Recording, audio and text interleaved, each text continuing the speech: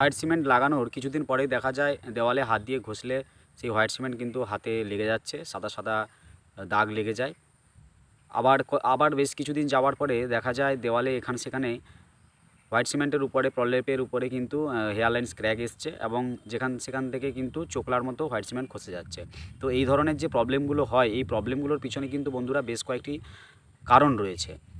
সেই কারণগুলো পেইন্টার ভাইদের দ্বারা অথবা আমাদের দ্বারা এই ভুলগুলো হয়ে থাকে। তো আজকের এই ভিডিওতে আমি সেই ভুলগুলোর বিষয়ে আপনাদের জানাবো, যে মূল 5টি ভুলের কারণে হোয়াইট সিমেন্ট দেওয়াল থেকে উঠে যায় এবং হোয়াইট সিমেন্টের উপরে কিন্তু হেয়ারলাইন ক্র্যাক আসে।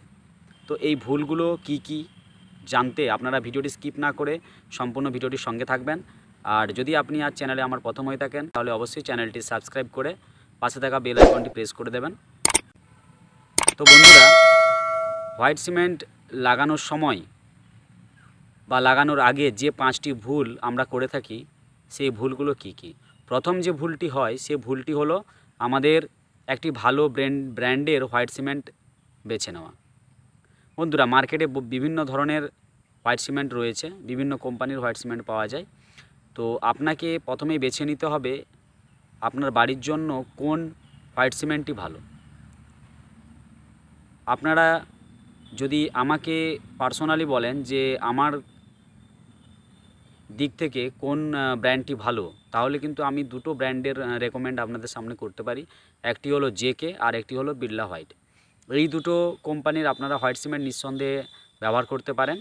এই দুটো কোম্পানির হোয়াইট সিমেন্ট কিন্তু অল ইন্ডিয়া খুব পপুলারিটি রয়েছে। কারণ হচ্ছে এই হোয়াইট সিমেন্টের ইউজ করলে সাধারণত সমস্যা খুব কম আসে। তাই আপনাদের অবশ্যই সবার প্রথমে যে ভুলটি আমরা করে থাকি সেটি হলো একটি সঠিক কোম্পানির হোয়াইট সিমেন্টকে বেছে না নেওয়া। মার্কেটে অনেক ধরনের লোকাল হোয়াইট সিমেন্ট পাওয়া যায়, সেগুলোকে যদি আপনারা বেছে নেন তাহলে কিন্তু আপনার দেওয়াল থেকে হোয়াইট সিমেন্ট উঠে যাওয়ার চান্স থাকতে পারে এবং ক্র্যাক এসে চোকলা ওঠার চান্স থাকতে পারে। এটি গেল প্রথম ভুল। দ্বিতীয় যে ভুলটির কথা আমি আপনাদের বলবো সেটি হলো জল না দেওয়া। হোয়াইট সিমেন্ট লাগানোর আগে সবসময় চেষ্টা করবেন দেওয়ালকে ভালো করে ভিজিয়ে নেওয়া, অর্থাৎ ওয়াটার কিউরিং করা। এই ওয়াটার কিউরিং করাটা কিন্তু খুবই জরুরি, কারণ হোয়াইট সিমেন্ট যেহেতু একটি সিমেন্ট বেস প্রোডাক্ট, তাই অবশ্যই এতে দেওয়ালে আগে ওয়াটার কিউরিং করে নেওয়া ভালো। এবং এই জল দিয়ে ভিজিয়ে দেওয়ার পরে যখন জলটা বেশিরভাগ জল দেওয়াল থেকে শুকনো হয়ে আসে, দেখবেন হালকা হালকা ভেজা ভেজা লাগছে, সেই সময় কিন্তু হোয়াইট সিমেন্টের প্রলেপ লাগানো উচিত। এটি গেল দ্বিতীয় ভুল। তৃতীয় যে ভুলটির কথা বলবো সেটি হলো হোয়াইট সিমেন্ট ওয়াশ করে নেওয়ার পরে জল দেওয়া।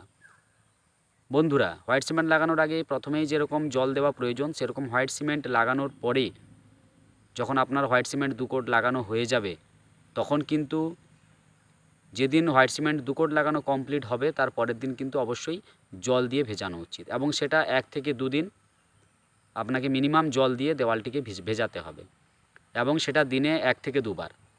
এইভাবে যদি আপনারা জল দিয়ে ভেজান তাহলে কিন্তু হোয়াইট সিমেন্ট কখনোই হাতে উঠে আসবে না। তাই হোয়াইট সিমেন্ট লাগানোর আগে এবং হোয়াইট সিমেন্ট লাগানোর পরে ওয়াটার কিউরিং করা কিন্তু খুবই প্রয়োজন। এটা গেল 3 নম্বর ভুল। চতুর্থ যে ভুলটির কথা আমি বলবো, চতুর্থ কারণটি হচ্ছে হোয়াইট সিমেন্টের যখনই আপনারা ঘোল তৈরি করবেন, সেই ঘোলটিতে কিন্তু জলের রেশিও আপনাকে ঠিকঠাক রাখতে হবে।